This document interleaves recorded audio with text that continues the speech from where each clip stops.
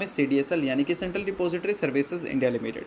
हाल ही में सीडीएसएल ने अपने Q4 के अर्निंग्स को रिपोर्ट किया था। अर्निंग्स में ना रेवेन्यू अच्छे थे, ना मार्जिन अच्छे थे, ना प्रॉफिट अच्छे थे और Q4 में डिमैट अकाउंट ओपनिंग के जो नंबर्स थे वो भी हमें अच्छे देखने को नहीं मिले थे।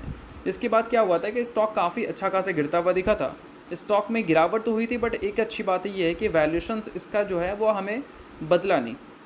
लाइक 50 की पी पे ये कंपनी दिख रही थी नंबर्स आने से पहले। नंबर्स आया, ईपीएस नीचे आया, उम्मीद था कि वैल्यूएशन भी नीचे आएगा अगर करेक्शंस हमें देखने को नहीं मिलती है तो करेक्शंस देखने को मिल गया, वैल्यूएशन एक ही जगह पे सस्टेन कर गया, तो वैल्यूएशन का खेल पूरी तरह से ख़त्म हो गया। बट अब अगर हम बात करें मार्केट की, तो मार्केट आपको पिछले एक महीने में अच्छा परफॉर्मेंस देता हुआ दिख रहा है।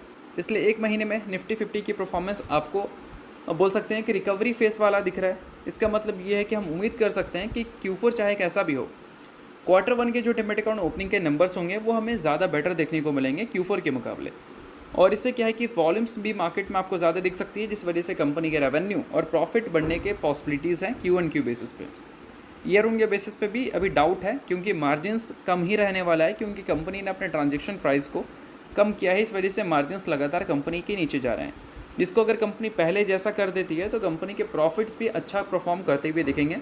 क्योंकि सीडीएसएल जो है वो डिपॉजिटरी है और कैपिटल मार्केट से जुड़ी कंपनी है, तो वॉल्यूम्स अगर कम रहेगा तो वैसी बात है लोग कम रहेंगे और वहाँ पर अपने प्रोडक्ट के प्राइस ही कम कर दोगे आप, तो कम लोग में आप कम रेवेन्यू जनरेट कर रहे हैं तो कम प्रॉफिट तो और होगा ही आपको। तो इस वजह से थोड़ा सा रेवेन्यू के साथ प्रॉफिट में काम करने की ज़रूरत होगी सीडीएसएल को। बट एफआईज और डीआईएस की जो स्टेक चेंजेस हमें देखने को मिली है इस कंपनी में, वो कुछ शॉकिंग ही है, क्योंकि एफआईज इस कंपनी में बुलिश थी Q3 में, बट Q4 में काफ़ी भयंकर स्टेक अपना बेचती भी नजर आई थी। और डीआईएस का भी सेम चीज़ था, डीआईएस ने भी अच्छी खासी क्वांटिटीज़ निकाली थी इस कंपनी का।